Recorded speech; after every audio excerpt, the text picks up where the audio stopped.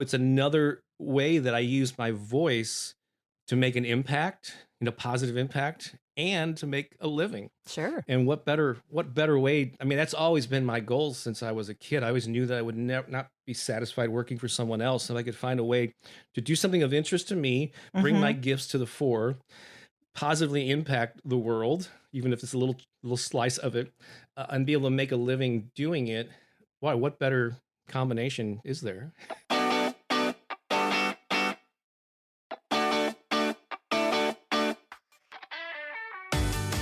Welcome to Audio Branding, the hidden gem of marketing. I'm your host, Jody Krangle, and this podcast will discuss just how sound influences our behavior. I generally talk about this in the context of advertising and marketing, but there are other places this is important too. I really feel that it plays a much more important role in our lives than maybe we realize. So let's delve a little deeper. This is the second part of my interview with Bob Baker. So one more question that I have, because I'd like to go back to your affirmations and meditations, because you'd mentioned that. Because I know that your YouTube channel is doing really, really well. What got you into that? I mean, the affirmations part of it specifically. I know, meditation can help with people relaxing, and I've done a whole thing on ASMR already, and Right. what people do to, go to sleep or relax or whatever they need. But affirmations are kind of a different thing to me. They always seem like they're more energizing than they are anything else. It's kind of like the attitude that you need to go through and get the most from your life. So what got you into that? So, I kind of mentioned that as a kid, grade school, even in high school, I was a little insecure, had self worth issues. Kind of, at times I was picked on and all this stuff. And a friend of mine, in like my junior year of high school, said he was aware of this, and I guess he had struggled with this too. And it was kind of cool for a guy to do this back in the 70s. Mhm. But he said, here's a book that I found really helpful. Maybe you'll like it too. And it was called Your Erroneous Zones by Wayne Dyer. Hmm. Wayne Oh, Dyer, Wayne Dyer. Wayne Okay. Dyer, who's deceased now, but he went on to be a Yeah. prolific author. But that was his first, popular book, and he was on the Tonight Show with Johnny Carson a bunch of times and all this. But it was I've the seen a lot of his videos actually. yeah, They're quite something. and he got more and more spiritual in his approach as he went on in his career. But early on, it was more about like pop psychology. But it was the first self-help book that I'd ever written, where I realized, oh, these thoughts of inferiority that I'm having are not really who I am. They're just thoughts that I'm having. I can control my thoughts, which then influence my emotions. I just thought I was a victim of these thoughts, and I was just on autopilot. Oh, I can actually control how I think and how I feel, and it was like just mind blowing, and that started me on a personal development journey. And so I just over the years I've attended a lot of workshops, read a lot of books and audiobooks on personal growth, everything from mindset to health to prosperity.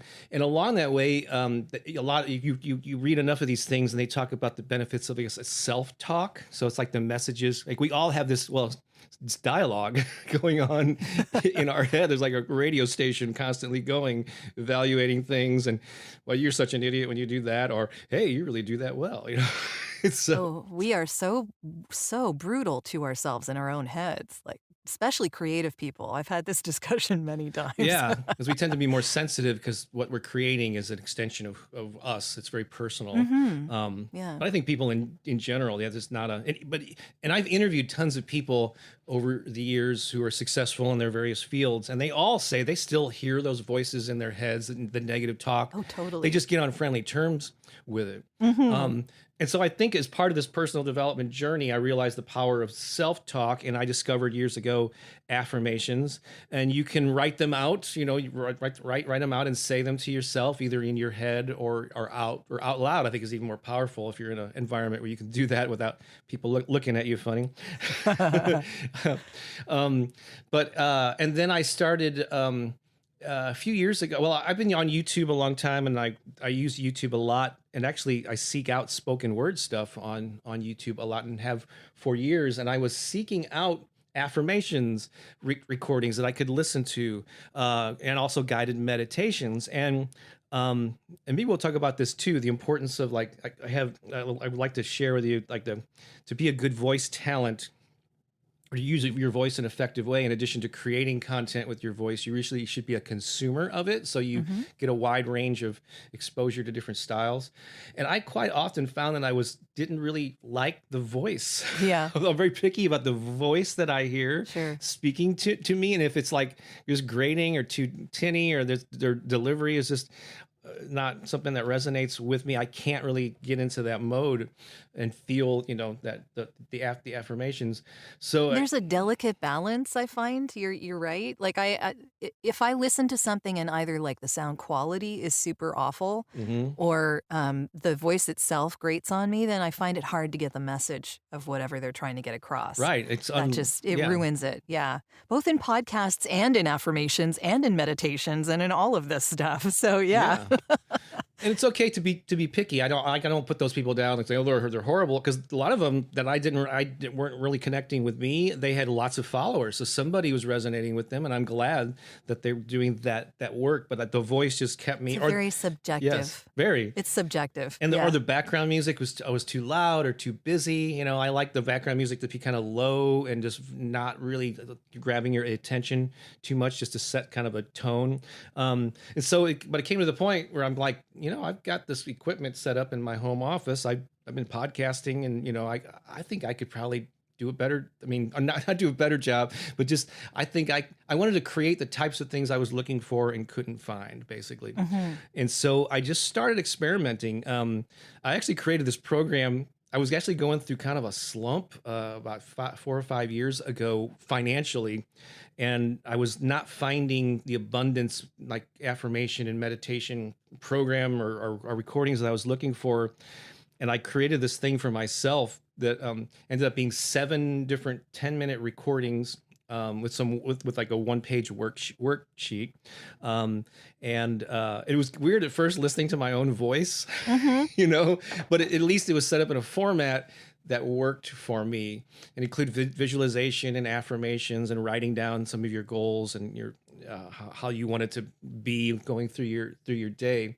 And I started posting some of those as YouTube videos, and then linking to where they could purchase this program. And this thing started getting views.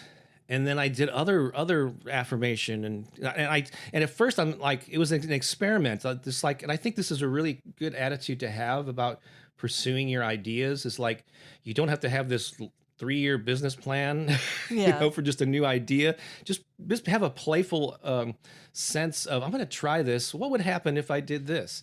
And I put it out there, and the marketplace or people determine what's of value to them. So I would pay attention to what got more views, what got more comments and engagement, and I would tend to do more of those things.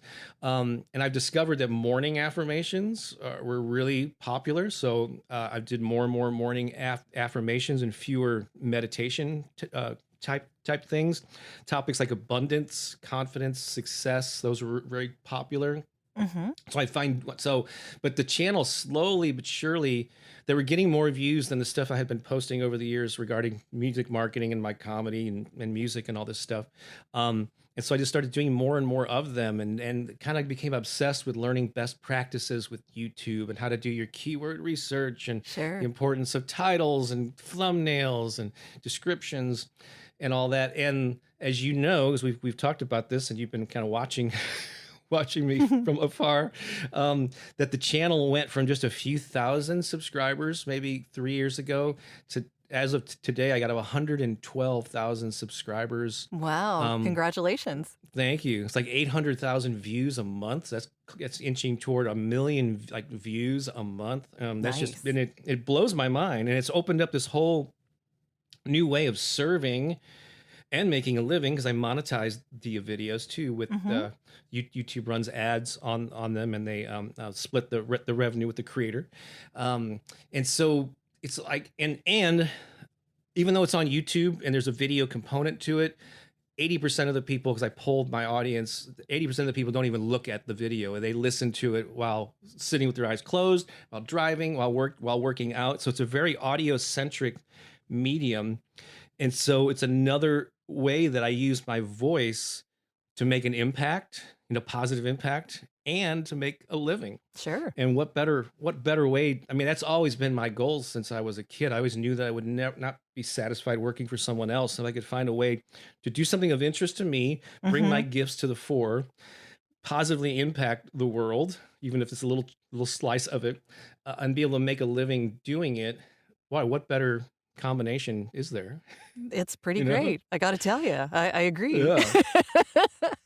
I'm curious about if you use a different voice for your affirmations than you have for other things. Do you have like a particular tone of voice that you take with these affirmations? Yeah, and I'm always and I a combination of kind of getting into a space sometimes before I record a new one, I will depending if I'm rushed or whatever, but if I have the time, I like to actually take a moment and just think to myself, especially once the channel got to be um more so popular, and I knew that there'd be thousands of people listening to this thing, and I'm even a dud kind of one that doesn't do well still gets thousands of views. Hmm. So I think to myself, I just kind of like do a little silent prayer about, just I'm gonna just give me the inspiration to deliver what people need to hear, even though I'm mostly scripted. Um, and so part of that is just getting in that headspace of what's my intention here. And also since I found out early on that the typical guided meditation is more of like there's a whole group of people that do these kind of like Zen kind of relax, just sit in a Yeah. lotus position, imagine yourself, and that's not really my.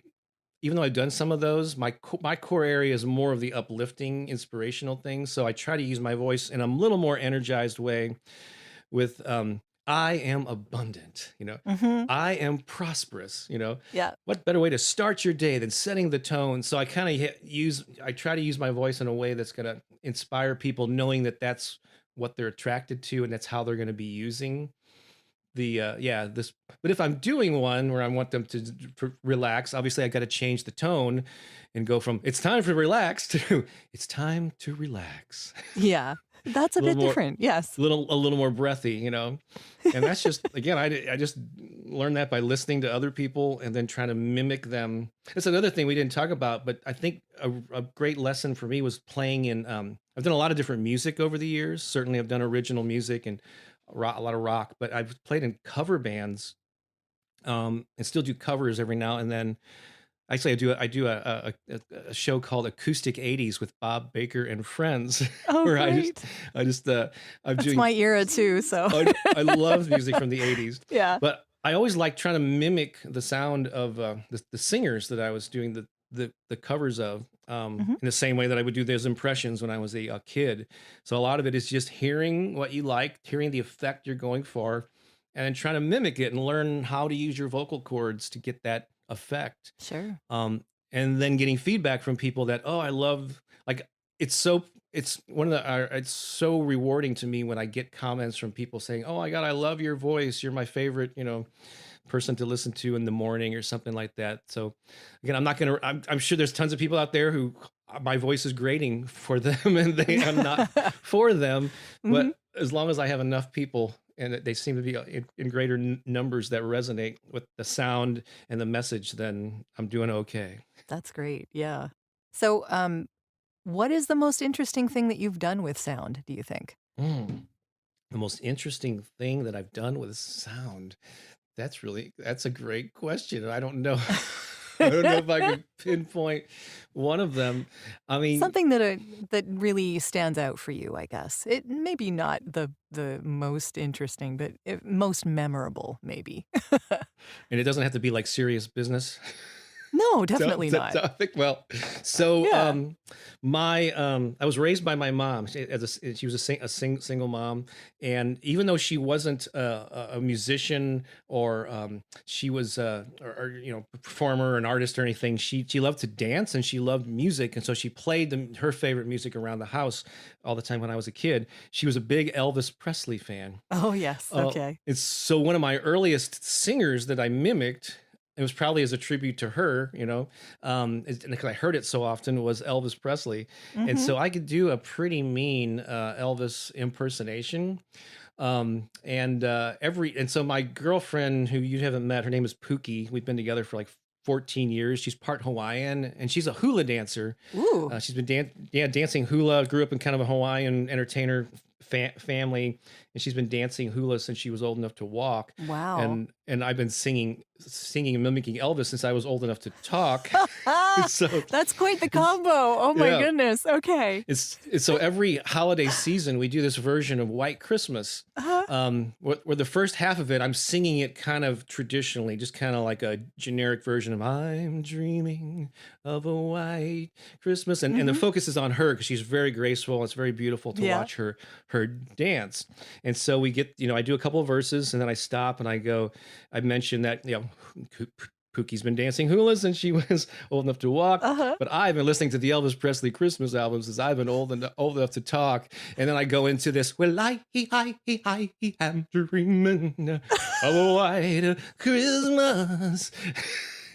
and oh my God, that's great. And so then the focus shifts to me and my Elvis impersonation, and usually an audience they'll actually break out into applause, they'll laugh, and we've got that down to a science, the timing of it, and how so I have to change my voice. I don't want to give away the Elvis thing in the first half of it, so I just sing it pretty straightforward. Focuses on her, then it's my time to shine.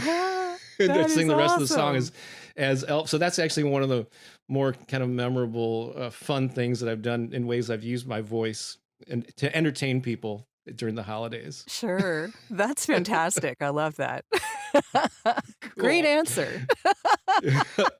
Good. I'm glad. Yeah. I'm glad it was appropriate. I'm not sure how much it would be about branding well, I don't know. I guess it is. Yeah. Oh, it's all good.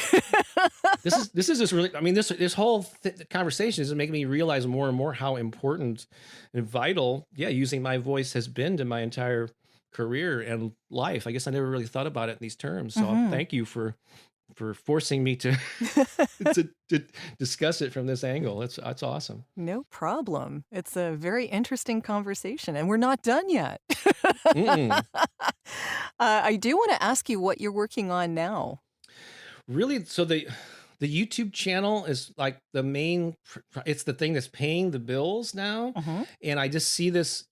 So, I've been on a published author for 27. My first book came out in 93. So like a few years before you discovered my work online. And I'm very blessed that I've gotten a lot of positive feedback over the years by email, meeting people at music conferences. And so I'm blessed to have gotten kind of, regular positive feedback on the work that I've done with my books, because I have books on music marketing. I have books on inspiration for creative people in general. And it's been very satisfying.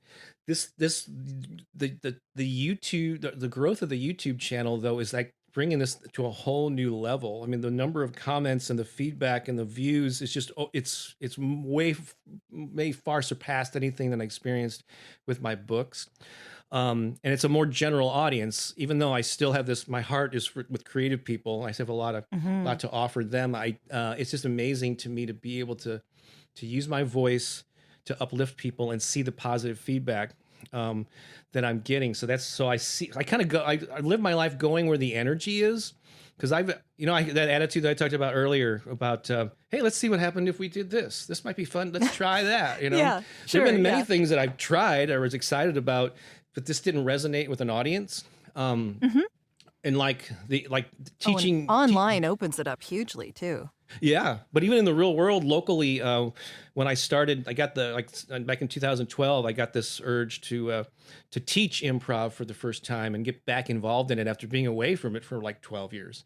And I had no idea if there'd be an interest in it or what was, but it was one of those things where at parties they go, oh, what do you do, Bob? And I go, oh, I'm the author and I'm a musician. I also teach improv. It's like the number of times where people kind of lit up, oh, improv, that sounds interesting. So there was energy around it. It was something that I love. So I tend to pour my energy into, because there's many things that I love and I'm passionate about. I can't do them all, but I would, if I could so I tended to gravitate toward the ones that are getting the energy and which allows me to make more of an impact with that thing. So since YouTube is getting so much attention, I want to just continue to crank out 2 videos a week. I'm looking extra ways of serving in that mode. I may be doing some things offline. I would love to do events. Yeah, but it's all kind of I'm still playing with that. Nothing is solidified yet. I do want to get some more audiobooks out into the world. I've been working with an audio editor, and there's still some of my music marketing books and inspirational titles that I have yet. I've got 6 titles in Audible, but I want to take the time. The thing is, you got to choose one book. Okay, which one am I gonna? And then one at a time. Anyway. Yeah, one chapter at a time, and get more audiobooks out. And then just, so it's YouTube, it's improv. I teach a weekly class here in St. Louis. I do monthly shows, and then play music. My girlfriend and I play once a month at our church, and then the periodic extra gig. We're always writing new songs, and so that's kind of my life. Actually, continuing to do those in a bigger way would be plenty. Well, that all sounds great. Yeah. Yeah. So where can people find out more information about you and what you are doing? Okay, this is a good. So the YouTube channel, literally you can go to YouTube when you're logged into your account, either on your app or in a browser, and just put my name in, Bob Baker, not Barker, but Baker, Baker. Yeah. And it's interesting. I guess I've been so successful with this that you just put in my name, and the first auto suggestion that comes up is Bob Baker Affirmations. Oh, okay. In YouTube, but just click that. You'll see my face and my lovely silver hair there in my profile picture, and that's where you can follow all my YouTube stuff and subscribe to the channel. It's absolutely free. For general things that kind of link to all the stuff that I'm doing, it's my name with the hyphen in between it, so bob-baker.com. It's kind of a portal to all the different things that I'm doing.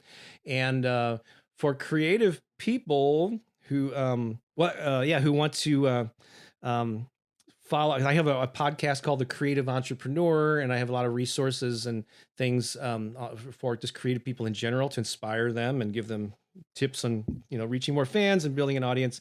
Promoteyourcreativity.com. Okay. Promoteyourcreativity.com, and that'll and you can also sign up to get some free goodies and access to an online course for like what I call empowered artists. And those are probably and those are probably the best ways to reach me. Wonderful. Thanks so much for talking with me today, Bob. This was great. All right. I hope it was helpful. I hope your listeners in particular get some value out of it, and maybe it'll inspire them to do more with their even more with their voices. I hope so. Yes, indeed. All right. Thanks a lot, Jody. I appreciate it.